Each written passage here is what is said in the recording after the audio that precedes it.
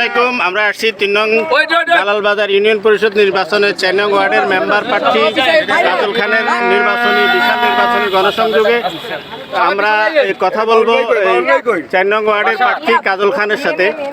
আপনি আজকে দেখলাম সারাদিন নির্বাচনী সংযোগ করেছেন, কেমন সাড়া পেয়েছেন? আলহামদুলিল্লাহ, ধন্যবাদ সাংবাদিক সাহেবকে। আসলে আমরা এটা হলো 4 নম্বর মহাদেবপুর। ইতিমধ্যে আপনারা জানেন দীর্ঘ 13 বছর পরে 3 নং দালালবাজার ইউনিয়ন নির্বাচন হতে যাচ্ছে। আর আমাদের এই নির্বাচনী প্রচারণা করতে গিয়ে আসলে যেহেতু আমাদের 2টা ওয়ার্ডের ভোট এখন একসাথে হয়ে গেছে, আমাদের এই ওয়ার্ডে প্রায় 7,800 ভোট। তো আমরা আমাদের ওয়ার্ডটা যেহেতু দীর্ঘ বড়, আর আমাদের এই কারণে দীর্ঘদিন যাবৎ ওয়ার্ক করতে হচ্ছে। আলহামদুলিল্লাহ, আপনারা দেখতে পাচ্ছেন ভাই, আমাদের সাথে অন্তত 1000 মানুষই আমরা গণসংযোগ করতেছি, যেটা আপনারা ইতিমধ্যে লক্ষ্য করছেন। আমরা 4টা থেকে আরম্ভ করছি, এখন 5:30 বাজে ইনশাআল্লাহ মাগরিবের নামাজ পর্যন্ত আমাদের কার্যক্রম ইনশাআল্লাহ চলমান থাকবে। আর ইনশাআল্লাহ প্রত্যেকে আশাবাদী আমরা বিপুল ভোটে জয় হব।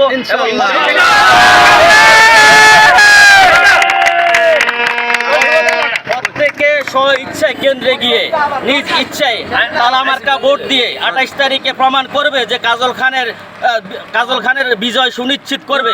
এবং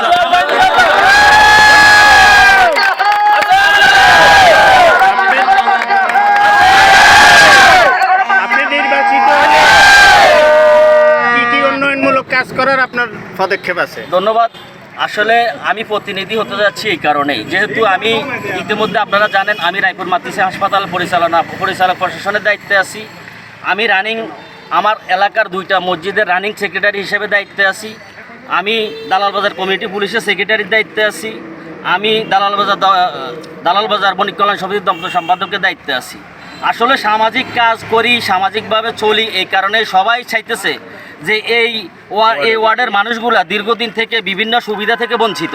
আর তারা চাচ্ছে আমার মতো লোক যদি আসে তাহলে তারা বিভিন্ন সুবিধা পাবে।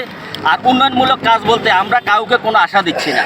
আমি যেহেতু প্রতিনিধি হচ্ছি, সরকারি যে কোনো বরাদ্দ আসবে তা আমি চেষ্টা করব সুষ্ঠুভাবে বন্টন করতে, এবং আমার আপ্রাণ চেষ্টা থাকবে এই এলাকার উন্নয়ন করতে, এলাকার রাস্তাঘাটের উন্নয়ন করতে, এবং একজন প্রতিনিধি হিসাবে কাজ করার চেষ্টা করবো ইনশাআল্লাহ।